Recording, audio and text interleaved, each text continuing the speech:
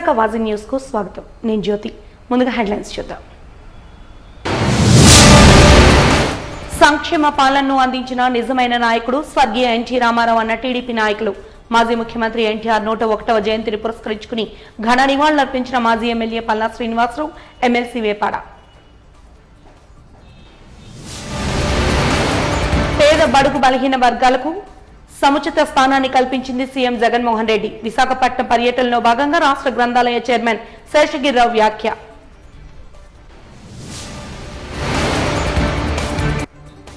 Assigned భూముల వ్యవహారంలో సీఎస్పై CID విచారణ జరిపించాలి.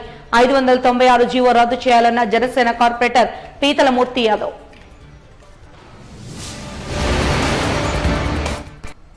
ఇక వివరాల్లోకి వెళ్తే, రాష్ట్రంలో ప్రభుత్వ సంక్షేమ పథకాలు పొందిన లబ్ధిదారుల్లో అనేక మంది ఉన్నారని, వారందరి మద్దతు తమ ప్రభుత్వానికి ఉందని వైసీపీ సీనియర్ నాయకులు సజ్జల రామకృష్ణారెడ్డి అన్నారు. ఫలితాలు రాకముందే కూటమి అభ్యర్థులు విచ్చలవిడి వ్యాఖ్యలు చేస్తున్నారంటూ సజ్జలు తెలిపారు.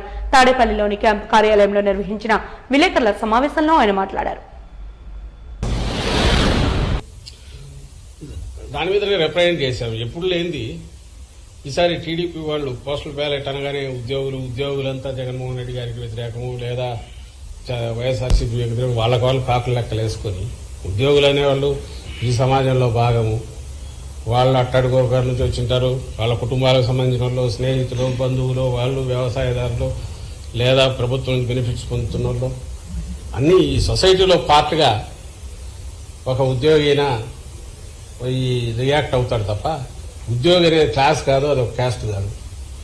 అయినా సరే వాళ్ళకి వాళ్ళు ఒకటి ఇమేజ్ క్రియేట్ చేసుకుని ఉద్యోగులంతా దీనికి వ్యతిరేకంగా కాబట్టి పోస్టల్ బ్యాలెట్లో ఏదో చేస్తారని దానికి తగినట్టు గతంలో ఎప్పుడు లేదు, బహుశా ఏ పార్టీ కూడా అడగదు.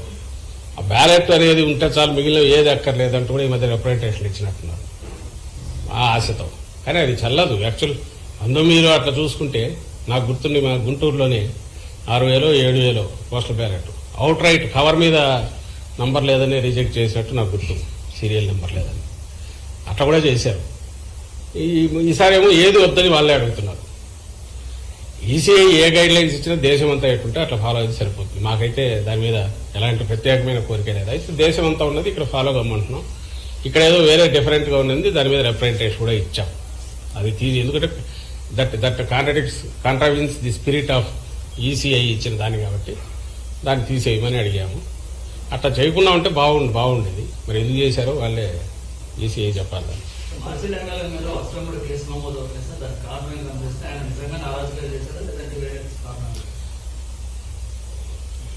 ఇప్పుడు మీరు గమనిస్తే గత 10-15 రోజులుగా అసలు అక్కడ ఏం జరుగుతుంది మాచర్ల అంటే, మాచర్ల సెంట్రిక్ గానే మొత్తం ఎల్లో మీడియా కానీ, ఆ పార్టీ కానీ, టీడీపీ కానీ నడుపుతున్నారు, ఒక ఎమ్మెల్యేని టార్గెట్ గా పెట్టుకొని.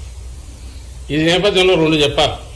ఒకటి, ఎన్నికల కమిషన్ అనేది ఏదైతే అంపైరింగ్ రోల్ చేయాలనో ఇక్కడ ఒక నిష్పక్షపాతంగా అటు ఇటు సైడ్ తీసుకోకుండా చేస్తాదనే మా ఆశ, చేయాలనే మా కోరిక. అందుకోసం ఎప్పుడైతే ఎన్నికల కోడ్ వచ్చినప్పటి దగ్గర నుంచి కూడా మీరు గమనిస్తే మా పార్టీ కానీ అధికారంలో ఉన్నప్పటికీ ముఖ్యమంత్రి గారితో సహా డిస్టెన్స్ అయ్యాం అక్కడికక్కడ. అలాగే ఏ నిర్ణయం తీసుకున్నా కూడా ఇద్దరికి సమానంగా ఉండే రకంగా ఏది తీసుకుంటున్నా కరెక్ట్ అనుకుంటున్నాం. కానీ దురదృష్టవశాత్తు ఈ ఎన్డీఏని కూటమి ఫామ్ అయినప్పటి నుంచి, ఆ తర్వాత పైన ఎక్కడైతే సెంటర్లో బీజేపీ ఉన్నదో అంత పొత్తు పెట్టుకున్నప్పటి నుంచి ఎన్నికల కమిషన్కు బాబు దోమపోట్లాగా బాబు కాటో లేక బాబు వైరస్ ఏదో సోకినట్టు ఇన్ఫెక్షన్ వచ్చిందేమో అని అనిపిస్తుంది. అది ఎంతవరకు పోయిందంటే, ముందు అనుమానంగా ఉండేది ఇప్పుడు నిజమని కూడా అనిపించే రకంగా ఎన్నికల కమిషన్ వ్యవహరిస్తున్న తీరు. ఇప్పుడు ఆల్ ప్రాక్టికల్ పర్పసెస్ ప్రభుత్వాన్ని ఎవరు నడుపుతున్నారంటే ఎన్నికల కమిషన్ నడుపుతోంది. ఆంధ్రప్రదేశ్ ప్రభుత్వాన్ని కాదు, ఎక్కడైనా సరే. అది ఎంత జోక్యం చేసుకుంటోంది ఇప్పుడంటే, ఇప్పుడు మీదన్న ఈ కేసుకు సంబంధించి మాచర్ల కేసులో కూడా అది కనిపిస్తుంది. అక్కడ ఆ రోజు ఈవీఎం జరిగిన సంఘటన ఏదైతే ఉందో దాని మీద మీరు పోవడానికి అసలు వీడియో ఎక్కడి నుంచి వచ్చింది, దాని లేదు. అలాంటి వీడియో జూన్ 5వ తేదీన నిర్వహించాల్సిన ప్రెస్ మీట్లను వైఎస్ఆర్సీపీ అధికార ప్రతినిధి సజ్జల రామకృష్ణారెడ్డి ముందుగానే నిర్వహిస్తున్నారంటూ ఎద్దేవా చేశారు. మాజీ మంత్రి దేవినేని ఉమామహేశ్వరరావు రానున్న వారం రోజుల్లో రాష్ట్రానికి పట్టిన గ్రహణం వదిలిపోతుంది అంటూ సంచలన వ్యాఖ్యలు చేశారు. ఈ మేరకు అమరావతి ఎన్టీఆర్ భవన్లో సజ్జలకు కౌంటర్ ఇచ్చారు. మీ పిల్లి శాపనార్థాలు ఆపండి. ఇవాళ ఎన్నికలు ట్రాన్స్పరెంట్గా కౌంటింగ్ ప్రక్రియ జరగాలని అందరం కోరుకుంటున్నాం. సిఎస్ ఆధ్వర్యంలో జరిగిన భూదందా అంతా బయటపడింది. విశాఖపట్నంలో 2,000 కోట్ల దోపిడీ బయటపడిన తర్వాత ఈ వాస్తవాలన్నీ కూడా మా మాజీ ఎంపీ కనకమేడల రవీంద్ర కుమార్ గారు సిఈసి దృష్టికి తీసుకెళ్ళడం జరిగింది. దాని మీద సజ్జల ఈరోజు వైల్డ్ ఆరోపణలు చేస్తున్నాం. వైల్డ్ ఆరోపణలు కాదు సజ్జల, ఉన్న ఆరోపణలు చేస్తున్నాం. ఉన్న వాస్తవాల్ని మీడియా ముందు పెడుతున్నాం, ప్రజల ముందు పెడుతున్నాం. మీ ఆటలేక సాగవు, మీ ఆరోపణలు కట్టిపెట్టండి. 15 రోజులుగా మాచర్లో ఏం జరుగుతుందంటున్నావా? 5 ఏళ్లుగా మాచర్లో ఏం జరిగింది? 5 ఏళ్లుగా మాచర్లో ఏం జరిగింది? 2 లక్షల రూపాయల నుంచి వచ్చిన మీ పిన్నెల్లి వాళ్ళ 2,000 కోట్లకి ఎలా అధిపతి అయ్యాడు? స్థానిక సంస్థల ఎన్నికల్లో నామినేషన్ల ప్రక్రియకు కూడా అడ్డం పడి నామినేషన్ వేసిన వాళ్ళని కొట్టి, కార్యకర్తలను కొట్టి, ప్రతిపక్షాలను కొట్టి కంప్లైంట్ ఇవ్వడానికి వెళ్ళిన బోండా ఉమ్మ, బుద్ధా వెంకన్న, మా అడ్వకేట్ కిషోర్ ఇవాళకే హైకోర్టులో కేసు విచారణ జరుగుతూ ఉంది. దాడి చేసిన వాళ్ళని మున్సిపల్ మేయర్లు, కమిషనర్లు, మున్సిపల్ చైర్మన్లు చేశారు, మార్కెట్ యార్డ్ చైర్మన్లు చేశారు. మీ అరాచకాలన్నీ కనపడలేదా? కంప్లైంట్ రీపోలింగ్ అడగలేదన్నావు, రీపోలింగ్ ఆ రోజు అడిగాం. ఇవాళ ఈవీఎంలు పగలగొట్టి బయటకు వస్తే ఎలా బయటకు వచ్చినాయని మాట్లాడుతావండి బుద్ధి లేకుండా? చీఫ్ సెక్రటరీ ఎందుకు ఒత్తిడి చేశాడు? కలెక్టర్ డిఈఓ మీద, జాయింట్ కలెక్టర్ ఆర్ఓ మీద చీఫ్ సెక్రటరీ ఎందుకు ఒత్తిడి చేశాడు? చీఫ్ సెక్రటరీ ఆధ్వర్యంలో కలెక్టర్ కావచ్చు, అక్కడ ఆర్ఓ జాయింట్ కలెక్టర్ కావచ్చు, పిఓ, ఏపీఓ ఈరోజు వాళ్ళు సస్పెండ్ అయ్యారు. చిన్న అధికారులు, అక్కడ సెక్టార్ అధికారులు ఉన్నారు, బందోబస్తు వేయాల్సిన అధికారులు ఉన్నారు. సమస్యాత్మక నియోజకవర్గం, అక్కడ కనీసం కేంద్ర బలగాలకు సంబంధించి ఒక కానిస్టేబుల్ని పెట్టలేదు మీరు. కేంద్ర బలగాలకు సంబంధించిన ఒక్క అధికారి ఉన్నా కూడా పిన్నెల్లి ఆ ఈవీఎం పగలగొట్టేవాడే కాదు. ఇవన్నీ కూడా చీఫ్ సెక్రటరీ ఈ వాస్తవాలన్నీ తొక్కిపెడితే కలెక్టర్ ట్రాన్స్ఫర్ అయ్యాడు, ఎస్పీ పక్కెళ్ళాడు. సిట్ వచ్చిన తర్వాత, కొత్తగా ఎస్పీ అధికారంలోకి వచ్చిన తర్వాత, అక్కడ జాయిన్ అయిన తర్వాత ఆ వీడియోలన్నీ విచారణలో బయటకు వస్తే మీరు చేయలేని పని, అధికార యంత్రాంగం చేయలేని పని లోకేష్ బాబు చేస్తే, వాస్తవాలు బయటకు వస్తే ఎందుకు బోరు నేడుస్తా ఉన్నాడు సజ్జలాడు? వీడియో బయటకు వచ్చింది. చిరస్మరణీయులు ఎన్టీఆర్ అని శాసన మండలి సభ్యులు వేపాడ చిరంజీవిరావు అన్నారు. తెలుగుదేశం పార్టీ వ్యవస్థాపక మాజీ ముఖ్యమంత్రి స్వర్గీయ ఎన్టీ రామారావు 101వ జయంతి సందర్భంగా జిల్లా తెలుగుదేశం పార్టీ కార్యాలయంలో మంగళవారం ఆయన చిత్రపటానికి తెలుగుదేశం పార్టీ నాయకులు పూలమాలలు వేసి ఘన నివాళులర్పించి కేక్ కట్ చేసి ఒకరికొకరు తినిపించుకున్నారు. ఈ సందర్భంగా చిరంజీవిరావు మాట్లాడుతూ ఎన్టీ రామారావు ఈ రాష్ట్ర ప్రజల భవిష్యత్తును దృష్టిలో పెట్టుకుని నాడు తెలుగుదేశం పార్టీని స్థాపించారని గుర్తు చేశారు. తెలుగుదేశం పార్టీని స్థాపించిన కొద్ది రోజులకే అధికారంలో వచ్చిందని చెప్పారు. ముఖ్యమంత్రిగా అనేక సంక్షేమ కార్యక్రమాలు, పథకాలు రూపకల్పన చేసి రాష్ట్ర ప్రజలకు అందజేసిన ప్రజల హృదయాల్లో చిరస్మరణీయంగా నిలిచిపోయారని తెలిపారు. వచ్చే జయంతిని అధికారికంగా నిర్వహిస్తామని చెప్పారు. మాజీ శాసనసభ్యులు గాజువాక ఉమ్మడి అభ్యర్థి పల్లా శ్రీనివాసరావు మాట్లాడుతూ ఎన్టీ రామారావు స్థాపించిన తెలుగుదేశం పార్టీకి ఒక ప్రత్యేకత ఉందని అన్నారు. ఎన్టీ రామారావు ఏ ఆశయంతో అయితే పార్టీని స్థాపించారో అదే ఆశయంతో ఈ రోజు వరకు కూడా తెలుగుదేశం పార్టీ పయనిస్తోందన్నారు. పార్లమెంటరీ పార్టీ అవన్నీ వదులుకొని ప్రజాసేవ చేయాలనే పెద్దలందరికీ నమస్కారాలు తెలియజేస్తూ, కుటుంబ సభ్యులందరికీ, మన కాబోయే శాసనసభ్యులు శ్రీ పల్లా శ్రీనివాసరావు గారిని మాట్లాడుతుందిగా కోరుతున్నాను.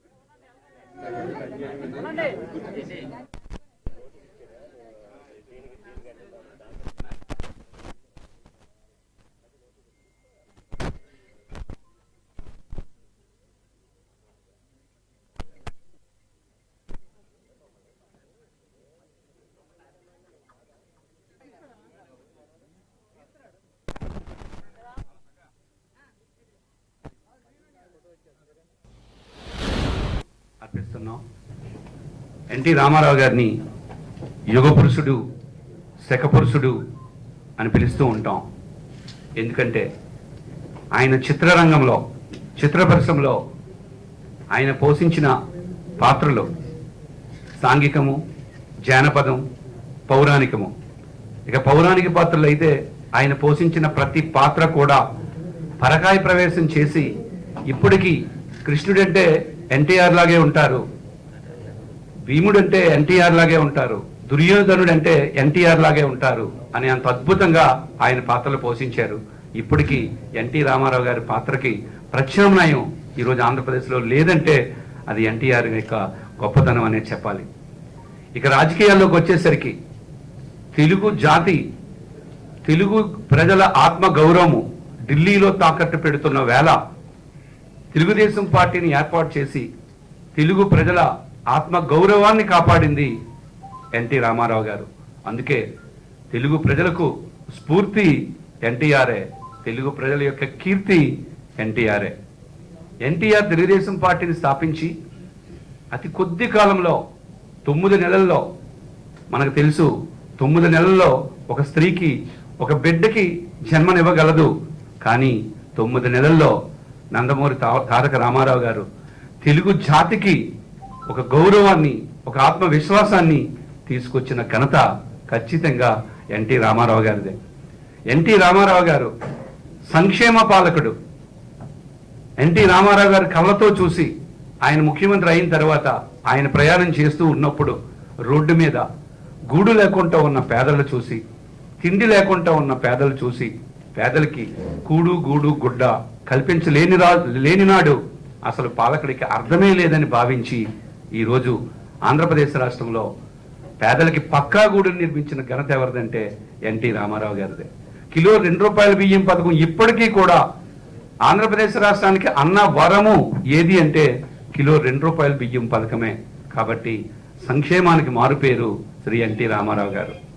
గారికి మిగతా పెద్దలందరికీ కూడా పేరు పేరున నమస్కారాలు తెలియజేసుకుంటూ, మరి ఈరోజు అన్నగారి జయంతి సందర్భంగా వారి ఆలోచనలు ఏదైతే ఉన్నాయో వారి ఆలోచనని స్ఫూర్తిగా తీసుకోవాలని చెప్పి ప్రతి ఒక్కరికి కూడా, ప్రతి కార్యకర్తకి, నాయకులకి ఈ సందర్భంగా తెలియజేస్తూ, అలాగే ఈ సందర్భంగా వారికి ఘన నివాళులు అర్పిస్తూ, మరి ఈరోజు ప్రతి ఒక్కరు కూడా తెలుగుదేశం పార్టీ అంటే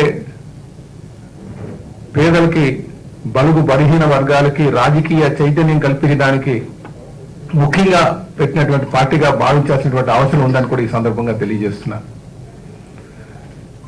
మీరు ఈరోజు సంక్షేమాన్ని తీసుకున్నా, అసలు ఆ రోజు పెన్షన్ పథకాన్ని పెట్టిందే కీర్తిశేషులు నందమూరి తారక రామారావు గారు. అంటే అనేక సంక్షేమ పథకాలకి ఆద్యుడు ఎవరైనా ఉన్నారు అంటే ఇది కీర్తిశేషులు నందమూరి తారక రామారావు అనే విషయం మీరందరూ కూడా గమనించాలని చెప్పేసి ఈ సందర్భంగా తెలియజేస్తున్నారు. అలాగే సోదరులారా, ఈరోజు మీరు నాయకులు కానీ తీసుకుంటే, ముఖ్యంగా యువ నాయకత్వం కావచ్చు, చాలా మంది నాయకులు కావచ్చు, ఎక్కువ మంది వారు పేరు సంపాదించుకోవడానికి, ముఖ్యంగా ఒక ఇమేజ్ క్రియేట్ చేసుకోవడానికి వస్తారు. ఇంకో కొంతమంది అనుకున్నారంటే, అంటే నాయకత్వంలో మన పెద్దల్ని కొంచెం స్ఫూర్తిగా తీసుకోవాల్సినటువంటి అవసరం ఉంది, ముఖ్యంగా కీర్తిశేషులు నందమూరి తారక రామారావు గారు. ఎందుకంటే పార్టీ పెట్టిన తర్వాత ఆయన పార్టీ పెట్టడానికి గల ఆలోచనలు కూడా మీరు ఒకసారి చూసుకుంటే, పార్టీ కేవలం డబ్బులు సంపాదించుకోవడానికో లేకపోతే పేరు సంపాదించుకోవడానికో పెట్టినటువంటిది కాదు. సినీ జానపద ఆలాపనతో నగరంలో మధు మెలోడీస్ పేరుతో సంగీత విభావరి కార్యక్రమాన్ని నిర్వహించారు. ద్వారకానగర్ పౌర గ్రంథాలయంలో నిర్వహించిన ఈ కార్యక్రమంలో ఔత్సాహిక గాయని గాయకులు పాల్గొని భక్తి, జానపద, సినీ గేయాలను ఆలపించారు. సంగీత ప్రియులు ఈ కార్యక్రమంలో పాల్గొని అలనాటి ఆపాత మధురాలను విని పరవశించారు.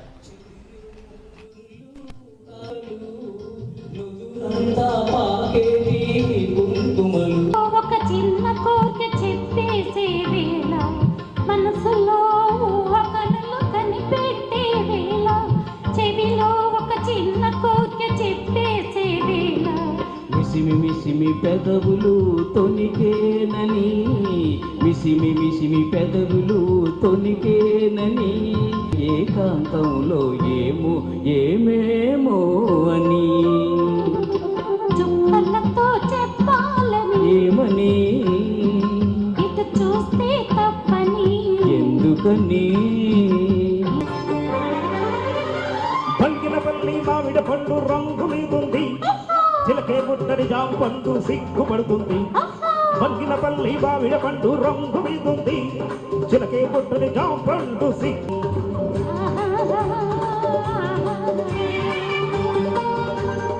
చక్కెరకేరి అరటి పళ్ళు నీలి కన్ను నేరేడు పండు నీలి కన్ను నేరేడు పండు నిన్ను చూసి నా ఏడు పండు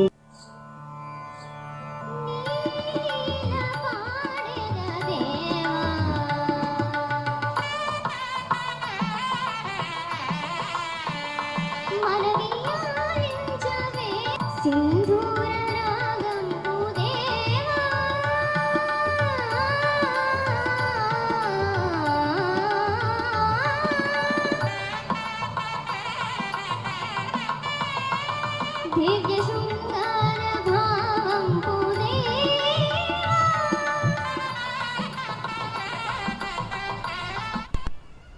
సీఎం జగన్మోహన్ రెడ్డి ఆధ్వర్యంలో పేద బడుగు బలహీన వర్గాలకు సముచిత స్థానం లభిస్తోందని రాష్ట్ర గ్రంథాలయ చైర్మన్ శేషగిరిరావు అన్నారు. విశాఖ పర్యటనలో భాగంగా ద్వారకానగర్ పౌర గ్రంథాలయంలో పలువురు అభిమానులు నాయకులు ఘనంగా ఆయన్ను సత్కరించారు. ఈ సందర్భంగా రాష్ట్ర గ్రంథాలయ చైర్మన్ శేషగిరిరావు మాట్లాడుతూ ప్రజలకు సంక్షేమ పాలన అందిస్తున్న రాష్ట్రం అభివృద్ధి చెందాలన్న రానున్న ఫలితాలలో వైసీపీ విజయం సాధించాలని ఆకాంక్షించారు.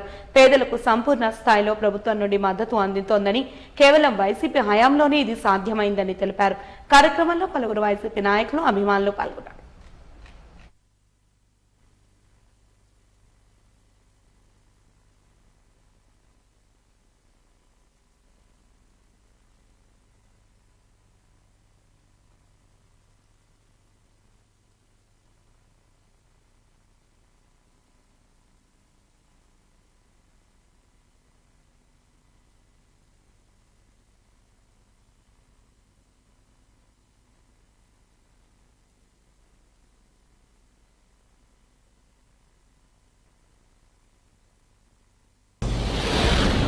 రాష్ట్ర గ్రంథాలయ చైర్మన్ గారైనటువంటి మందపాటి శాస్త్రి గారు విశాఖ విచ్చేశారు. ఉపకారం చేయాలనే ఉద్దేశంతో విశాఖ ద్వారకానగర్లో ఉన్నటువంటి పౌర గ్రంథాలయంలో ఒక చిన్న ఫెలిషియేషన్ కార్యక్రమం ఆంధ్ర యూనివర్సిటీ మిత్రులు, లోకల్లో ఉన్నటువంటి వైఎస్ఆర్సీపీ నాయకులైనటువంటి ప్రతి ఒక్కళ్ళు కూడా పేరు పేరున వచ్చి వారిని సన్మానించాలనే ఉద్దేశంతో ఈ కార్యక్రమాన్ని నిర్వహించాము.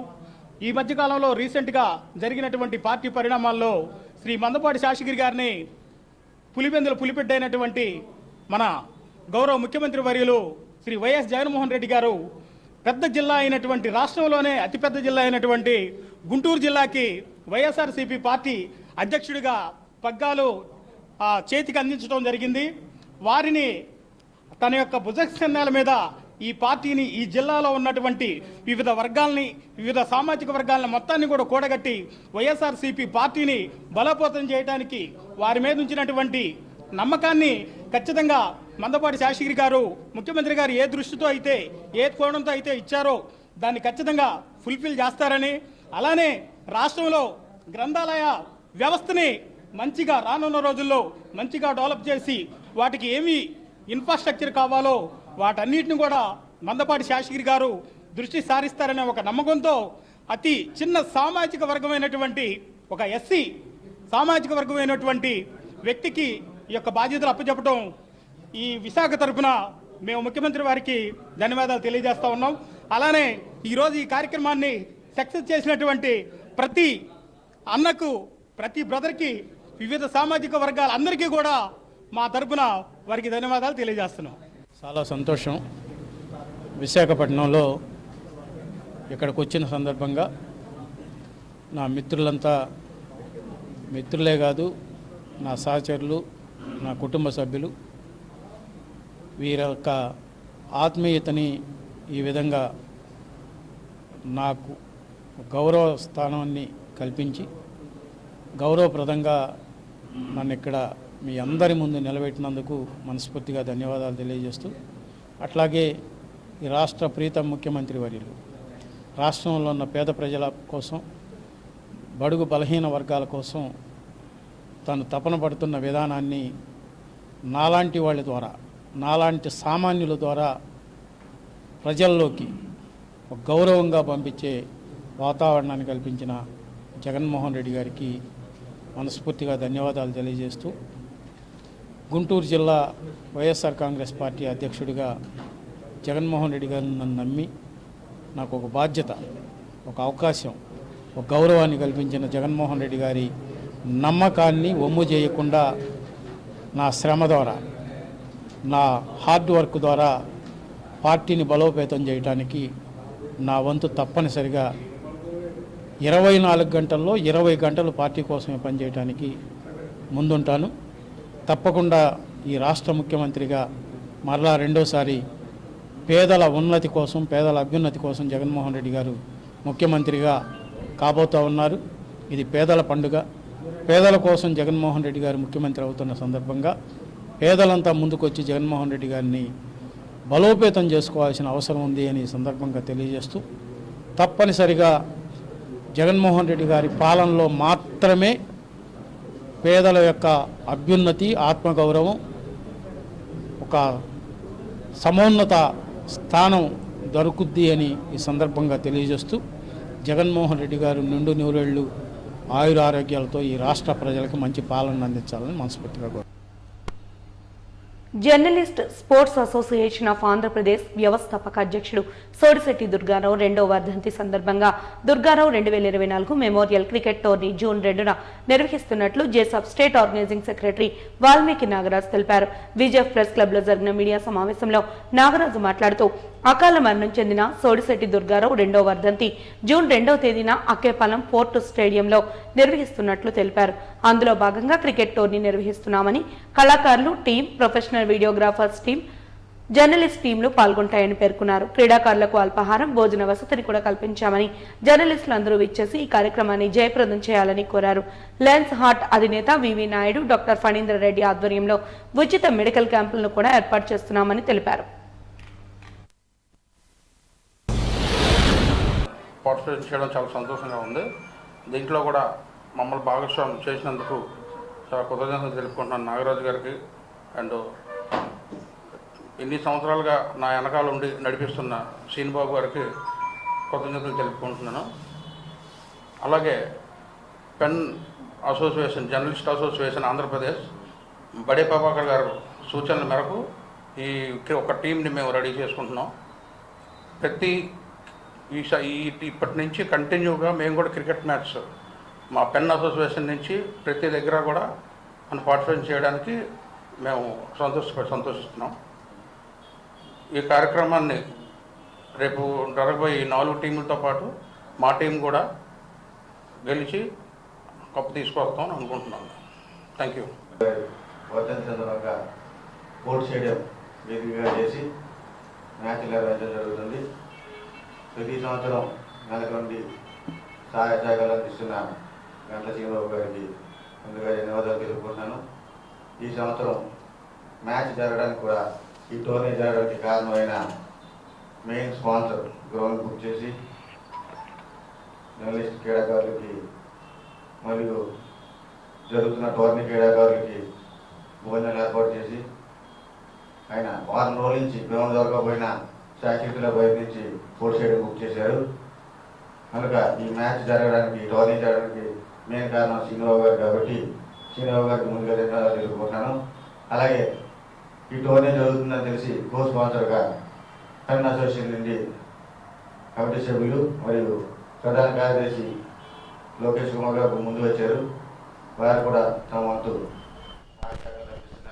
వేల కోట్ల రూపాయల విలువ చేసి దళితులకు కేటాయించిన అసైన్డ్ భూముల బలవంతపు రిజిస్ట్రేషన్ల విషయంలో ఏపీ ప్రధాన కార్యదర్శి డాక్టర్ కెఎస్ జవహర్ రెడ్డిపై ఆరోపణలు చేసి 72 గంటలైందని, ఇప్పటికీ ఆయన నుంచి సరైన సమాధానం లేదని జనసేన నేత పీతలమూర్తి యాదవ్ ఆరోపించారు. ద్వారకా నగర్ పౌర గ్రంథాలయంలో విశాఖలో ఆయన విలేకరుల సమావేశంలో మాట్లాడుతూ, బీసీ, ఎస్సీ, ఎస్టీలను భయపెట్టి Jawahar Reddy and co assigned భూములు దోచుకున్నారని, చకచక రిజిస్ట్రేషన్లు చేసేసుకున్నారని చెప్పారు. రాష్ట్ర చరిత్రలో వేల కోట్ల రూపాయల అతి భారీ భూ కుంభకోణం ఇదేనని పేర్కొన్నారు. రాజ్యాంగ నిర్మాత డాక్టర్ బిఆర్ అంబేద్కర్ స్ఫూర్తికి ఆశయాలకు విరుద్ధంగా ఐఏఎస్ల నేతృత్వంలో జరిగిన కుంభకోణం ఇదని అన్నారు. దళితులకు ప్రభుత్వ భూములు ఇవ్వాల్సిన జవహర్ రెడ్డి లాంటి ఐఏఎస్లు అంతకుముందు ప్రభుత్వాలు కేటాయించిన భూములను తన బినామీల పేరిట రాయించుకోవడం దారుణమన్నారు. ఉత్తరాంధ్రలో ఆంధ్ర రాష్ట్ర ప్రధాన కార్యదర్శి డాక్టర్ కెఎస్ జవహర్ రెడ్డి గారు కుమారుడు చెందినటువంటి ముఠా సభ్యులు దళిత మధ్యతరగతి కుటుంబీకుల గిరిజనుల అసైన్డ్ భూముల్ని దోచుకున్నారు అని ఇదే వేదికగా చెప్పడం జరిగింది. సాక్ష్యాధారాలతో మేము నిరూపిస్తాం. వైసీపీ నాయకులు అలాగే ఐఏఎస్ బినామీలు అసైన్డ్ ల్యాండ్స్ని భయపెట్టి ప్రలోభపెట్టి వాళ్ళు దోచుకున్నారనేటువంటిది దానికోసమే 596 జీవోను తీసుకొచ్చారు అని చెప్పి ఈ జగన్మోహన్ రెడ్డి నేతృత్వంలో నా ఎస్సీ నా బీసీ నా ఎస్టీ అని చెప్పుకునేటువంటి పేదల ప్రభుత్వం చెప్పుకునేటువంటి జగన్మోహన్ రెడ్డి ప్రభుత్వంలో ఎన్నికలు ఇంకా 4 నెలలు సమీపిస్తున్న సమయంలో ఆగమేఘాల మీద డిసెంబర్ 2023న 596 జీవోని ఆగమేఘాల మీద తీసుకురావడం అన్నది దీని వెనకాల ఉన్నటువంటి దురుద్దేశం అని చెప్పి రాష్ట్రంలోనే రాష్ట్ర చరిత్రలోనే దళిత బీసీల గిరిజనుల అసైన్ ల్యాండ్స్ ఇన్ని వేల ఎకరాలు వేల కోట్ల రూపాయలు కుంభకోణం జరగడం అనేది ఇది ప్రప్రథమం అని చెప్పి సాక్ష్యాధారాలతో మేము రుజువు చేస్తామని చెప్పి అన్నాం. మరి చీఫ్ సెక్రటరీ గారు సమీక్షించాము. దేని మీద సమీక్షించడం? ఎవరైతే పేద రైతుల యొక్క అసైన్ ల్యాండ్స్ని కొట్టేశారని చెప్పి ఆధారాలతో చెప్తున్నాడు మా మీద కేసు పెట్టడానికి, లీగల్గా ప్రొసీడ్ అవ్వడానికి, దాన్ని కూడా స్వాగతించానని చెప్పా. డాక్టర్ కెఎస్ జవహర్ రెడ్డి గారిని చీఫ్ సెక్రటరీ గారిని మేము అడుగుతా ఉన్నాం.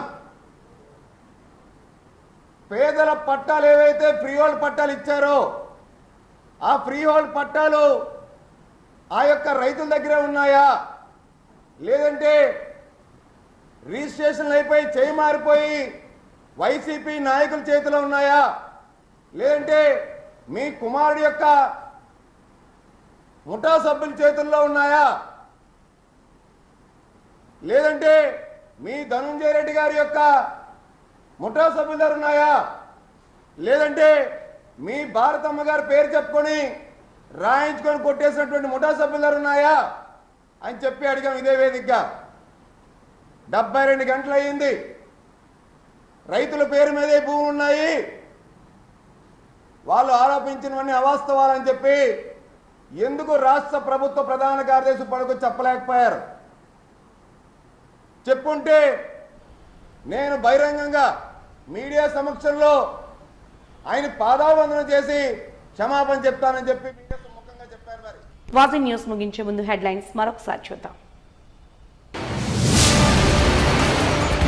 సంక్షేమ పాలనను అందించిన నిజమైన నాయకుడు స్వర్గీయ ఎన్టీ రామారావు అన్న టీడీపీ నాయకులు.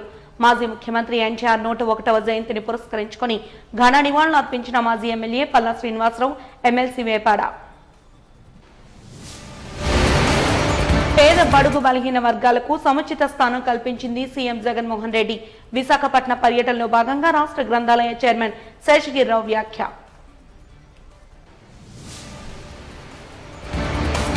అసైన్డ్ భూముల వ్యవహారంలో సీఎస్పై సిబిసిఐడి విచారణ జరిపించాలి. 596 జీవో రద్దు చేయాలన్న జనసేనాని కార్పొరేటర్ పీతలమూర్తి యాదవ్.